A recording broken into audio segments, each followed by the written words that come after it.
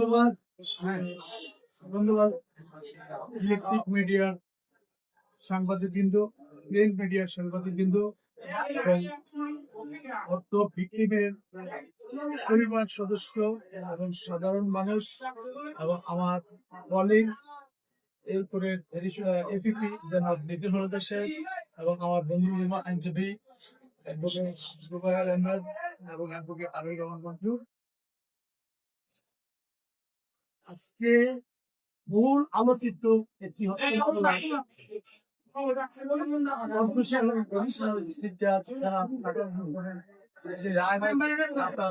সরকারের বিজ্ঞ আদালতের রায় যখন পরে শুনান, আপনারা আদালতে উপস্থিত ছিলেন এবং আপনারা রায়ে বিজ্ঞ আদালত কিভাবে রায় দিয়েছেন এবং আদালতে রায় কি লিখেছেন, কি অপরাধের আসামিদেরকে কিভাবে শাস্তি দেওয়া হচ্ছে, সকল কিছুই তারা আদালতে বসি আপনার শ্রবণ রয়েছে।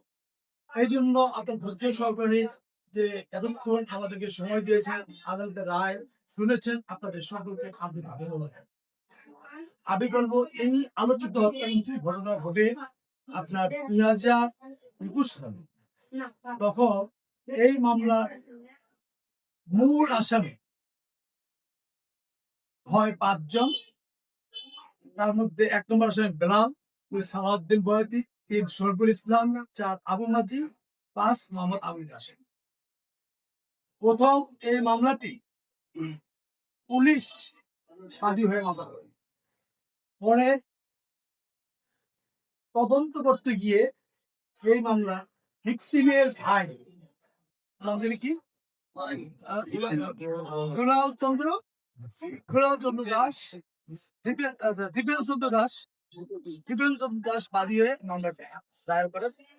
আর মামলাটি দীর্ঘ 4 বছর চলার পরে উক্ত মামলা সিএস এবং সকল সাক্ষী যারা এবং আপনার উক্ত আদালতের সকল কিছু সম্পন্ন করে দীর্ঘ 4 বছর পরে রাষ্ট্রপক্ষ এই আসামিদের বিরুদ্ধে এই আলোচিত হত্যা বলতে যেটা আমি বুঝাতে চেয়েছিলাম সেটা হলো যে এই 2 ভাই সনাতন পদ্ধতি এবং হিন্দু পরিবারের, তাদেরকে শুধু হত্যাই করে নেয়, তাদেরকে হত্যা করে গলা কেটে নির্জন বনে ফেলে দিয়েছিল।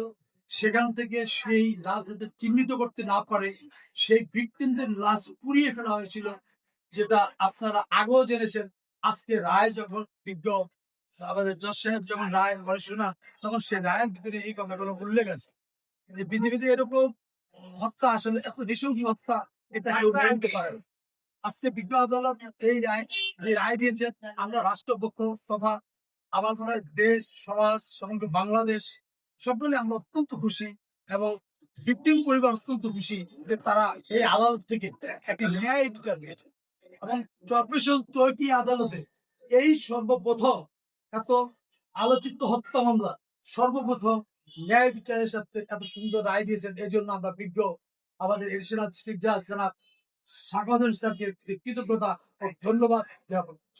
কি রায় দিয়েছেন বলুন, কাদের বিরুদ্ধে কি রায় দিয়েছেন? তাদের রায় হলো, তাদের হলো 1 নম্বর আসামি আপনার মোহাম্মদ বেলাল এবং সালাউদ্দিন বয়াতি এবং শরীফুল ইসলাম, এই 3 জনকে এই অপরাধের প্রেক্ষিতে তাদেরকে মৃত্যুদণ্ড প্রদান করা হলো এবং আরেকটা অপরাধের কারণে তাদেরকে আরো 7 বছর, আরেকটি অপরাধের কারণে গলা কেটে এবং বিচ্ছিন্ন করে তাদের আগুনে পুড়িয়ে এই অপরাধের জন্য তাদেরকে ওনাদের আরো 7 বছর এবং আরো 20,000 টাকা ওনাদের জরিমানা করা হয়েছে। বাকি 2 জন যে আসামি আবুল কাসেম এবং আবু মাজি, তাদের বিরুদ্ধে এই মামলায় মানে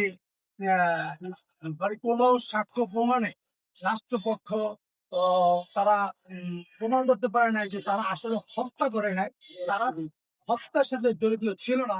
এই মর্মে এই আদালত এবং তথ্য গোপন করেছেন, তথ্য দিয়ে সহযোগিতা করেছেন, যার কারণে এই আদালত দণ্ডবিধি 202 ধারায় এই আইনের ধারায় সর্বোচ্চ শাস্তির বিধান হলো মাত্র 6 মাস। সেই ক্ষেত্রে আবুল কাসেমকে 5 মাসের কারাদণ্ড দিয়েছেন এবং আবু মাজিকে 6 মাসের কারাদণ্ড দিয়েছেন। বিজ্ঞ আদালত এও বলেছেন এই রায়ে, যেহেতু এই মামলায় আবুল কাসেম এবং আবু মাজি ইতিপূর্বে 6 মাসেরও ঊর্ধ্বে তারা জেল কেটেছে, কারাবরণ করেছে, সেহেতু তারা আজকেই ওই জেল খাটা সময়টুকু বাদ দিলে তা আজকেই আদালত থেকে মুক্তি পাবে। আদালত কারা ধন্যবাদ আপনাকে।